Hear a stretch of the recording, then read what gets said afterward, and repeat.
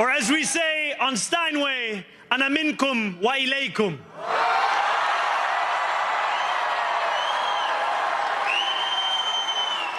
Thank you to those so often forgotten by the politics of our city who made this movement their own. I speak of Yemeni bodega owners and Mexican abuelas, Senegalese taxi drivers and Uzbek nurses, Trinidadian line cooks and Ethiopian aunties. Yes, aunties. Crowd loves that one. To every New Yorker in Kensington and Midwood and Hunts Point, know this. This city is your city, and this democracy is yours too.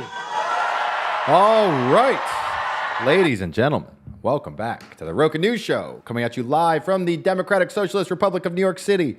We're your hosts, Max Frost. Billy Carney. Rob.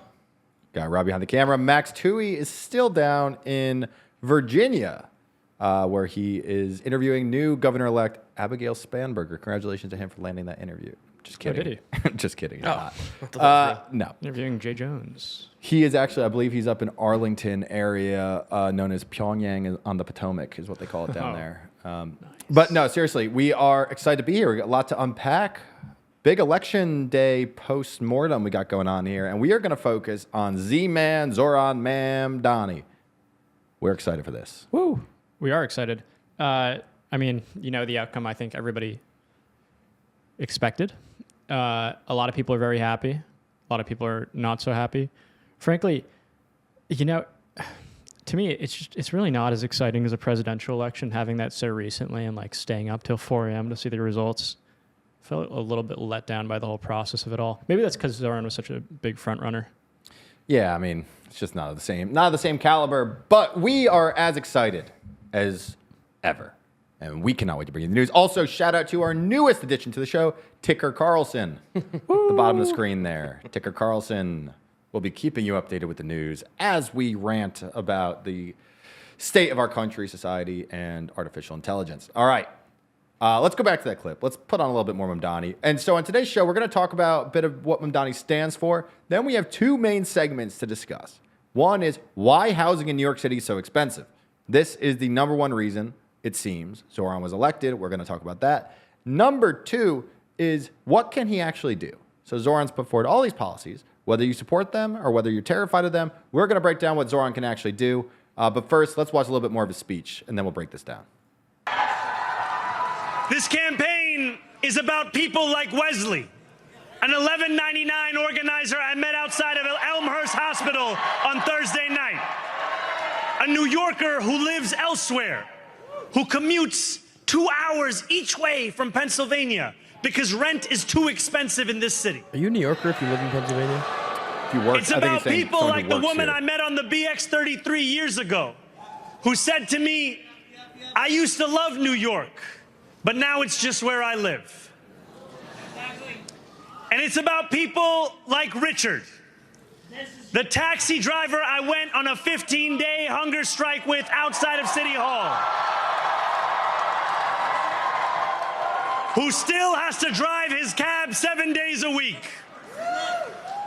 My brother, we are in City Hall now. All right, so let's dig into this. There's a lot that's interesting, I think, noteworthy about this specific section. This is from Zohran's victory speech. I gave around a 20-minute speech last night. So for starters, for those of you who are not from New York and don't know the area, what's notable about what he's saying here, all these places he's naming, it's all the outer boroughs. It's the working class areas of the city, and everything he's citing, you know, he is saying this. He said right after this, if you continue on this video, you know, that the working class is now in the governor's mansion or the mayor's mansion. So, you know, what's interesting here is what exactly he's going to do. Because again, we've talked about this before. Zohran himself is not of the working class. Zohran is of the elite of the elite. He grew up in the Upper West Side, one of the poshest areas in the whole city. Father's a Columbia professor, mother a filmmaker. But he has harnessed this kind of intellectual leftist energy, turned it into an extremely effective platform, and now he's going to be the mayor. But I think the main thing that's notable about this, it's not about the middle class. And this is something I think a lot of people don't necessarily realize. I mean, he truly is running a campaign for the working class of the city. And that's when he's talking about the taxi drivers, all these different people he's saying that he meets on the bus and who have to commute 2 hours to work.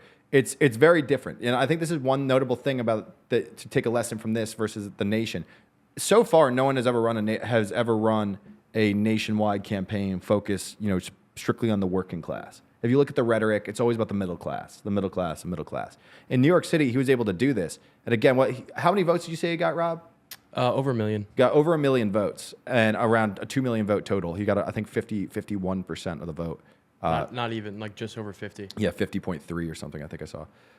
But so I just think it's interesting. It's important to point this out. He's not out here saying, to the middle class homeowners of, this neighborhood and, the North Bronx or whatever. No, he's talking very much about the outer boroughs, but the inner city, minority voters, working class voters, and that's who he's going to govern for, he says. So we can get into some more, but Billy, what are your thoughts? When you say, so did Trump not run on the working class? Because calling back to that, maybe he said middle class. He explicitly said middle class when he was running. If you look at this stuff, if you look at like American like political rhetoric, it's always about the middle class, the middle class. The middle class is paying too much for this. The middle class is paying too much for this. And across the country, I mean, that's like really, I don't even know how you want to split it up. Statistically speaking, that is the bulk, and that's certainly the bulk of the electorate. Interesting. Okay, well, I would say, looking at who voted for him, it doesn't seem like the working class is what put him over the edge. Interestingly enough, it was, people, gentrifiers, whatever you want to call them, people who move here for work, a lot of people in Brooklyn, a lot of women, overwhelmingly Gen Z women. So like, when I think of these groups, it's not really taxi drivers that comes to mind. No, and in fact, I think there's an inherent contradiction in just that speech. The first person he says is the Yemeni bodega owner. Well, that Yemeni bodega owner, as Zohran gets his way, is going to have to start paying his staff $30 an hour. It's going to put a lot of bodegas out of business, and that's just anyone who who lives here knows. If you go to the bodegas, the Yemenis kind of run the bodegas, and they work all the time, and the owners work in there because they can't afford to hire staff, and they're really not. Their kids are working in there. The kids work in there, and good luck paying someone $30 an hour, which works out to I think it's around $64,000 a year. Essentially, what Zohran's planning to do is make the minimum salary in New York City $64,000 a year, and that's. What do you do? It's $30 an hour, right? $30 an hour. 30 by 30 by 2030. Right now it's 17. It's going to be 17, I believe, effective January 1st. Okay, and I think that is the highest in the country of anywhere. $17, the highest minimum wage. There was an MIT study, I think, within the past couple of years that said a living wage in New York City is $26. So I guess that means or rather, what that means is like minimum affordability while having like somewhat of a decent life, and that like you're not scraping by, you're paying for food, etc. So yeah, I guess we'll see where those costs shake out, but that's another thing, right? Like, do prices at bodegas go up? I don't know, but that's theoretically going to push everything else up. Well, if they go up too much, we can start going to the grocery stores, government grocery stores. So let's get into this. We can start with talking about these because we're at this article. We haven't released it yet. We're going to release it tomorrow. The point of the article is this: what can Zohran actually do? So just a smattering of the things that Zohran has proposed. We'll just run through them real quick, some of his signature promises. Raising the minimum wage to $30 an hour by 2030. Opening government-run grocery stores. Making buses fast and free. Building affordable housing. Raising taxes on corporations and high earners. Opening a, quote, Department of Public Safety. Providing free childcare. And Trump-proofing New York City. And as a bonus, arresting Netanyahu, who he says is a war criminal. So the question is, what can he actually do? And I'll get into this, but I guess, Billy, any thoughts, questions you want to? No, I'm looking forward to hearing about it, going back and forth on it. One thing I did see that was kind of interesting this morning was a lot of people who were very anti-Mamdani, notable people like Bill Ackman coming out and, congratulating him, saying, how can I help? What can I do for the city? Whereas Ackman's rhetoric during the campaign was like, if Mamdani wins, I'm out of here. Another one was one of the co-founders of BlackRock, and there was a crypto billionaire, I think, that came out and was essentially like, very complimentary of the campaign, which I think every politician that's looking to do something, run for election the next few years is going to have to look at. I mean, he was nothing a year ago. There's a video they put out on his social media yesterday. It was a really cool video about a year ago today. He was trying to get people to talk to him, and I think it was in the Bronx. I recognize the neighborhood from the video too, and I made a while ago. And he couldn't get anybody to talk to him. He's like, "Hey, let's talk about politics, this, that," very grassroots. Nobody, wanted to speak to him. So then they fast forwarded to like a few days ago, and it's like, he goes out on the street and he's a celebrity. It's a great, regardless of what you think about his politics, and this will trigger some of the MAGA listeners in the audience, perhaps. But it's a great story in terms of like the democratic system, right? He started this grassroots campaign. Made possible only by social media.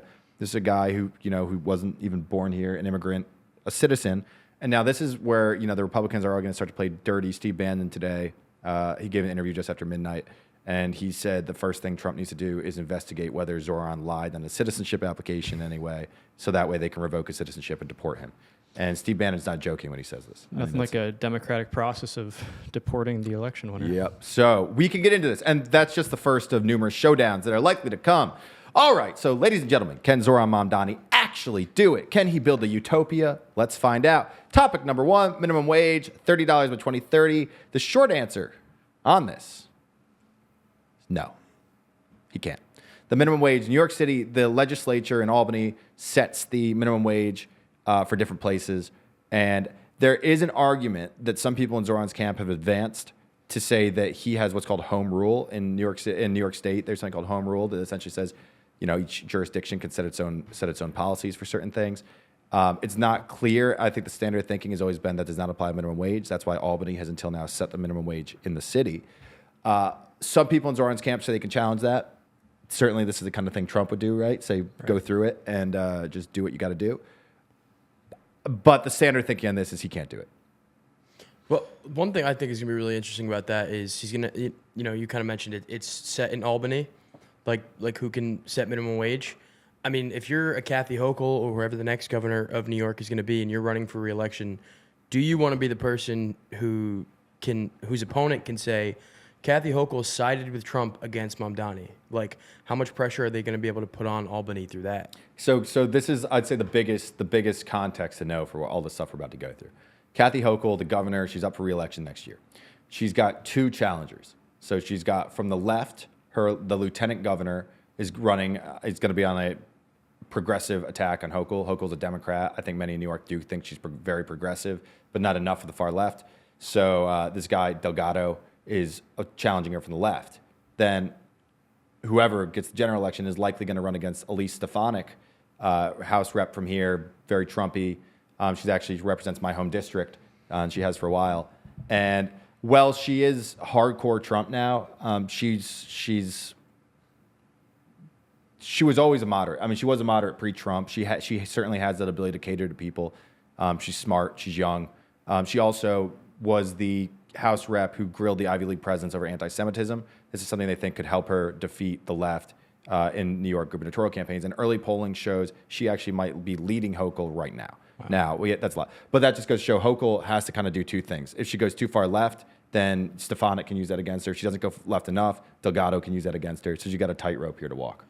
Roca follow, or at least Stefanik, shout out. Right. It's kind of sad talking about these politicians where it's like, it's politics, I get it, but like, what about some principles to stand on that Hochul believes in and have some opinions of her own that aren't just purely guided by the competition? That would be kind of nice. Hochul has one opinion that she believes in. She wants to win. She got the Bills a new stadium. Very controversial. The non-Bills fans, taxpayers of this state, are not happy. However, a lot of Bills fans, taxpayers, thank you for that one. You thrilled? Governor. It's going to be a lot nicer.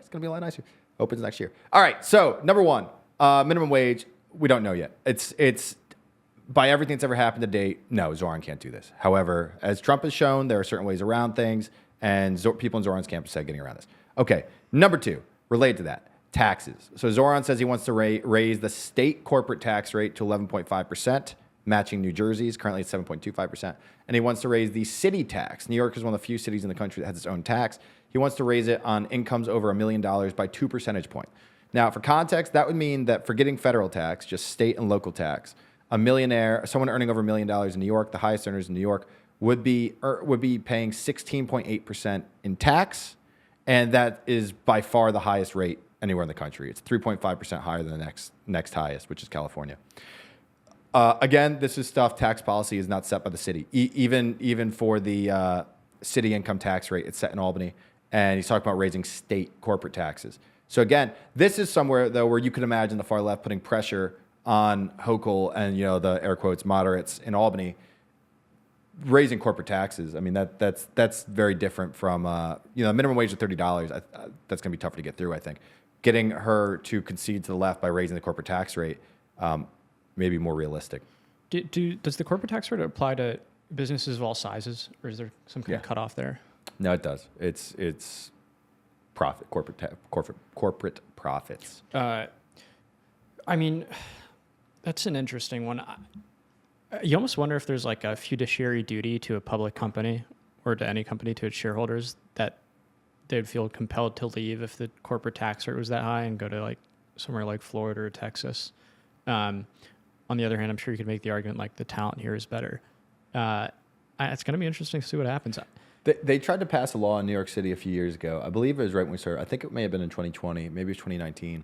It was a law that was going to, only for New York City, they were going to put a tax on digital media revenue, not profit, just revenue for digital media companies. Why? You can imagine. I mean, for us, that would be game over. Like we'd have to leave. Why would they, of all the industries to go after? Because that's what's here, and they can milk it, and it's.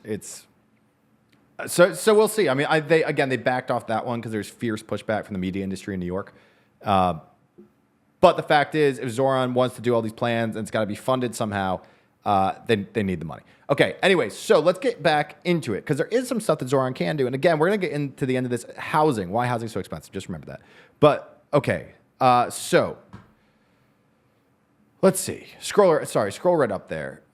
Leave it right there. Mamdani says he's going to introduce free childcare for every New Yorker from 6 weeks old to 5 years. And for context, in New York City, the number that's batted around, I haven't investigated the validity of this, but the number that's always estimated, it's $26,000 a year is the cost of childcare in the city. And they want to make this public good, just like K-12 education. And prior, Mayor Bill de Blasio, he expanded this. He made pre-K available for, I believe, 4-year-olds. So there is a precedent for this. But what Zohran is talking about is going to be vastly more expensive than what de Blasio did. I mean, he's talking about childcare for every kid in the city. Theoretically possible, but the amount of money involved would require state or federal assistance. Federal assistance is not going to come. Like that's just, the Republicans are not going to give it right now.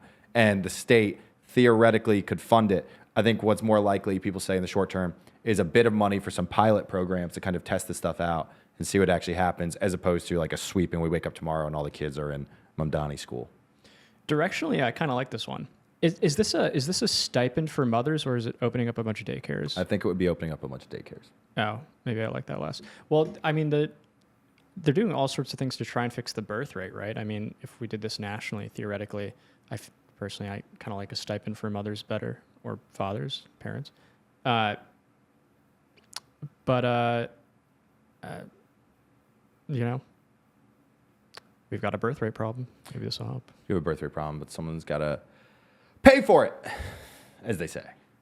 But we'll see. I mean, I don't know. I think this stuff is definitely gaining traction. I mean, certainly it's way more accepted now. I mean, the fact that there wasn't universal pre-K in New York until Bill de Blasio is kind of crazy. I mean, you would think a city like this would have had it. What was it that Trump wanted to do, or did he do it for the baby bonus or something? Yeah, we get $1,000. When you have a kid, you get $1,000. Is that still a thing? Yeah, big beautiful bill. Get to work.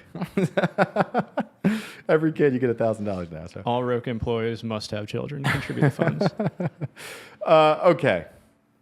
We'll continue on. Free buses. Free buses, very similar. So Zohran, this is obviously one of his things.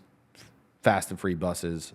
He says it would cost about $800 million to justify this. He says, I think some people say it's actually higher than that. But long story short, Mamdani says $800 million is needed, and then we can have fare free buses across the city. Now the question is, where's this money going to come from? So the way this works is it's not New York City that sets the rates for the subway or for the buses. It's the MTA. That's the authority that runs the stuff, which is actually based in Albany, and it's picked by appointees from Albany. It's not a city thing necessarily. So Zohran doesn't just get to pick the board and set this. He has to persuade the MTA to eliminate fares on buses.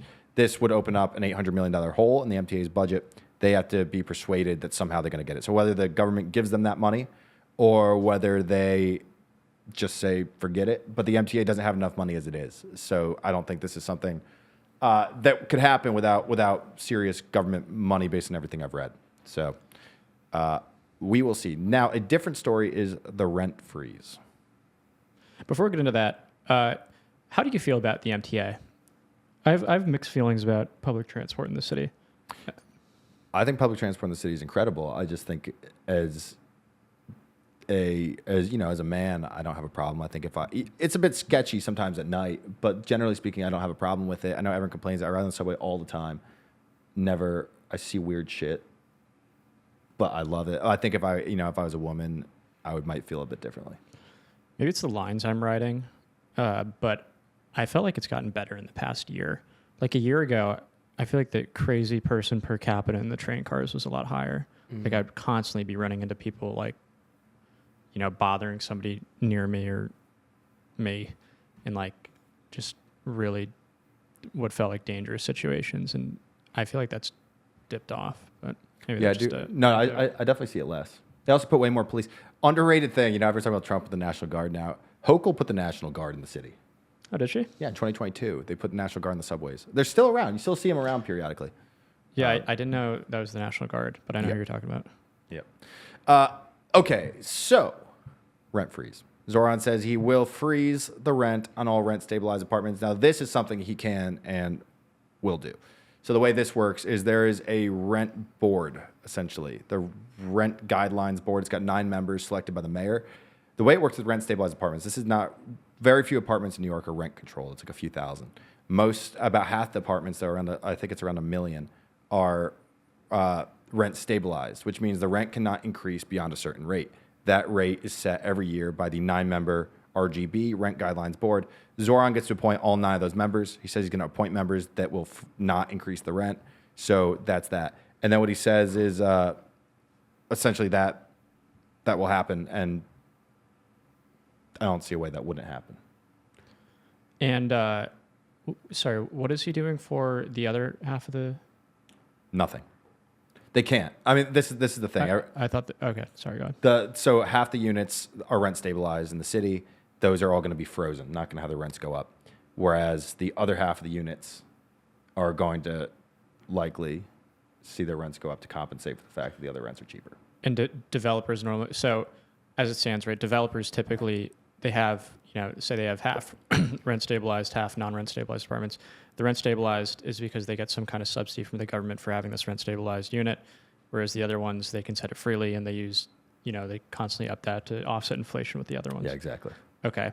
I have 2 minds here. One is that's going to screw me because I don't live in a rent stabilized apartment, unfortunately, because I don't know a landlord to get one. I think you're the same. And that's, again, we'll see what happens. The other part of my thinking is that, like, you hear about these things all the time, and it almost feels like it's like fear mongering from big businesses where they're like, oh, if you do this to us, we're going to raise your prices on this. Prices have been going up for years unchecked for no reason. I mean, look at the inflation during COVID. Like, they raised their prices when supply chains got choked. It never went down, and they keep raising it. And now it's like a normal thing to make Cheerios $30. So, it's tough for me to sympathize with like a large developer, like a mom and pop that owns one apartment and tries renting it out. I do sympathize with them, but otherwise, I think there's got to be much less corporate ownership of homes in this city. I mean, I don't know if other you guys know this, but like, how common is mom and pop landlording in New York? I'd say the vast majority is corporate real estate, right? Look it up. There are more mom and pop. Really? Landlords than you would think. Yeah, I saw the stat, and I was surprised by it. I mean, look, the fact is whether it's true or whether it's fear mongering when they say that they're going to they're going to raise their rents, all this stuff happens on the fringes. Like economic theory, it's like if I won't say it's all true, right? But it's like generally true on the theory. Okay, so what's it say here? It says corporate landlords control the vast majority of New York City rental units, with 89% of all registered units being owned by corporations. But look up where's the actual I'm trying to think what I saw. This is the Google summary, so not always accurate, but I read an article. It was an interview with someone, and they were, I think they were like a Korean immigrant landlord, you know, the kind of person that they highlight for these things. I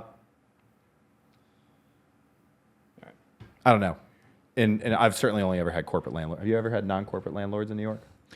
When I was looking for my last apartment, I ran into a couple that were.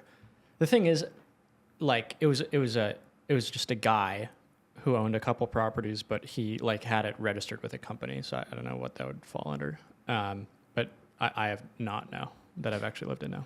I mean, to me, like there's so much stuff about this though. Like, I mean, just an obvious thing is why are people allowed to buy New York City real estate from overseas? If you don't live here, why are you allowed to come in here in a housing shortage and buy up our property? It's a huge tax haven for foreign investors. Like, they just buy property here, accumulate wealth. It's an investment. They don't even have time to rent them out. They're empty, dude. Like all those skyscrapers on Central Park South are all empty. Yeah, There's just something that happened in Canada, and you know, in Canada they banned it because people got so angry and the housing costs were going up so much. They banned foreign purchases of real estate. Okay, but in any event, we can continue on. I mean, main thing here, I think this is the topic, and same with the minimum wage one, where like the interests of the middle class and like the working class are very different. When I see a lot of people who support Zohran and they're talking about freezing the rent, I don't think they realize like the rent portfolio idea and that like it gets compensated for by raising other rents. Again, not everyone is going to see their rent go up, whatever. But as a whole, this is how this stuff. I mean, has worked in the past. It's not just theory. We're not the first city that will do this. But okay, next up, scroll me down the sheet here, Rob. Okay, Department of Community Safety. It's a good one. How do you feel about the Department of Community Safety? I have PTSD to these police rollbacks from a few years ago and how gnarly it got, and I kind of generally hate anything that cuts back on police now. Except for Palantir. I hate Palantir. We're going to replace the police with Palantir. No. Yeah, so Zohran wants to open a Department of Community Safety tasked with using social workers, counselors, and EMTs to handle many situations that are currently managed by police. The idea here is you see an insane person. They're on the subway. They're screaming. They're threatening. You don't call the police. You call the Department of Community Safety. They send their representative to come deal with this. There's a lot of reasons I think people are kind of skeptical about this, but the point is Zohran has the power to do it. He's just got to get the money from the city council. That's that. Next one, city-owned grocery stores. Same thing.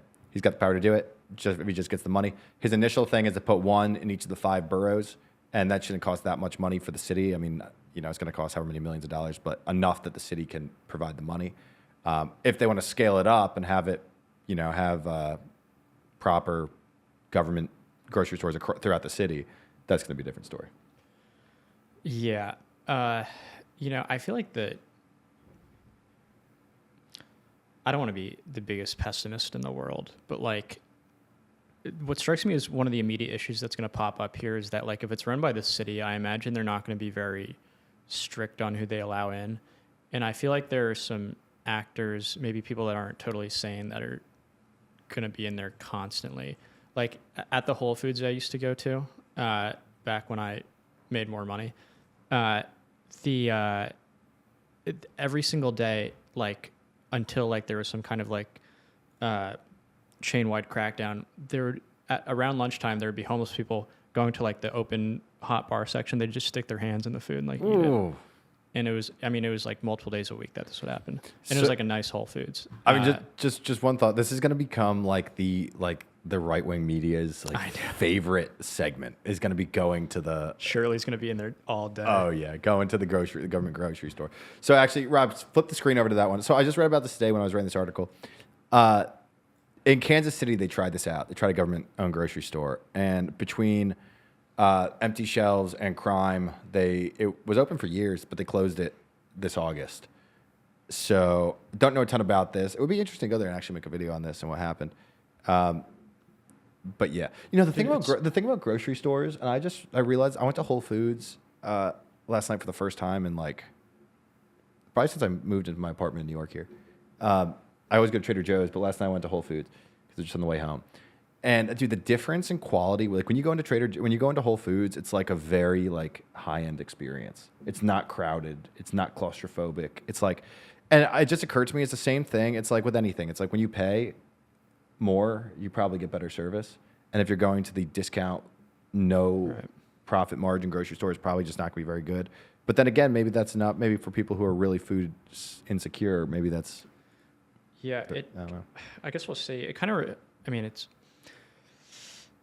it's a paid for service. It's not like free food, because that would be different. I mean, there was the city pool in Central Park this past summer that was open for a little while. Basically, New York City opened a free pool in Central Park.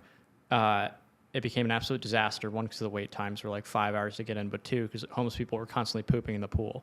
And so it was like every time they had to clear the whole thing out, it was like a massive safety issue and sanitary issue.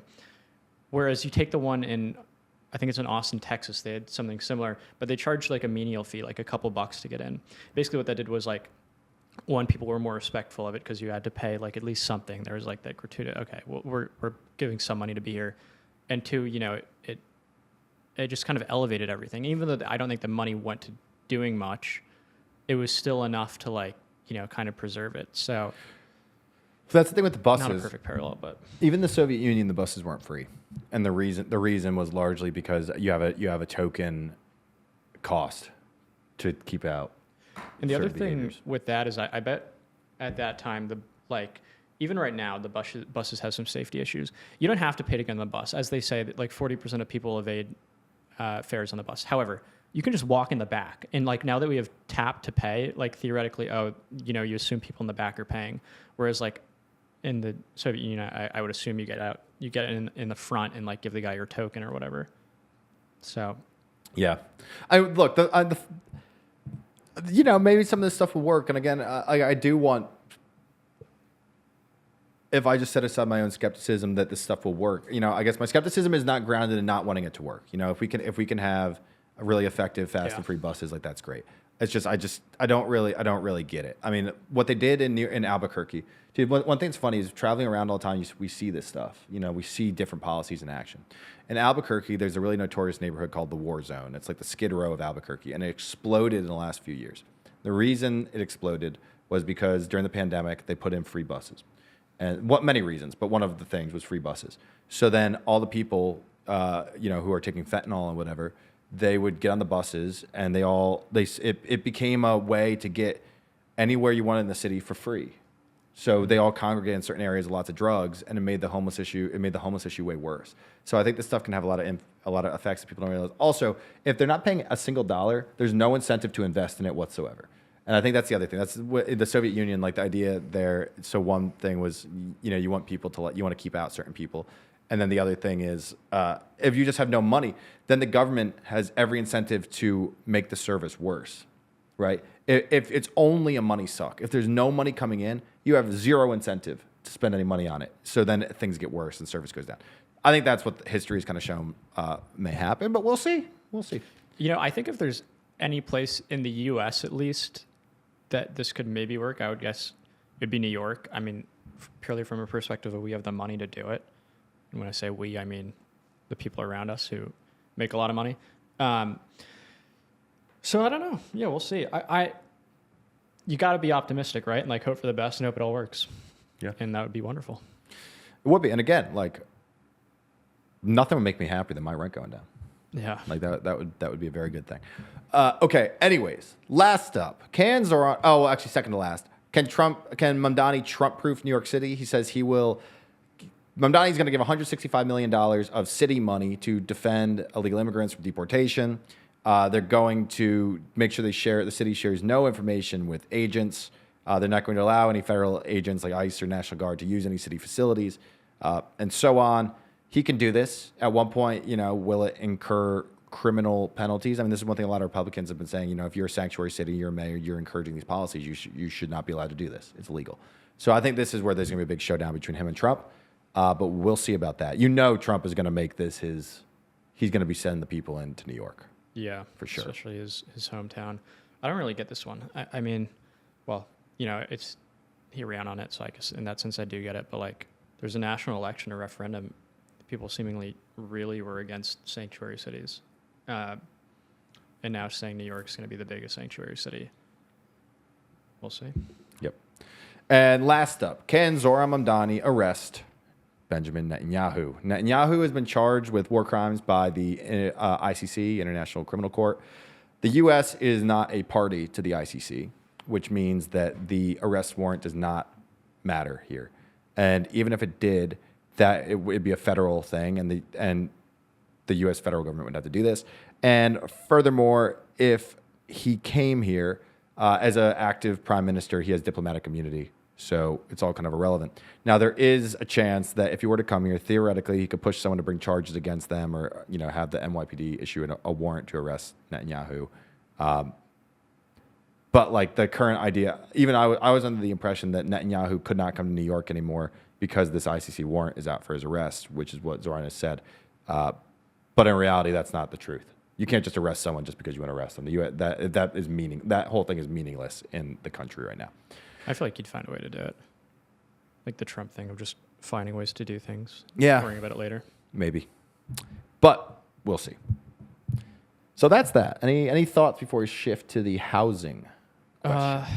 No, it's interesting stuff.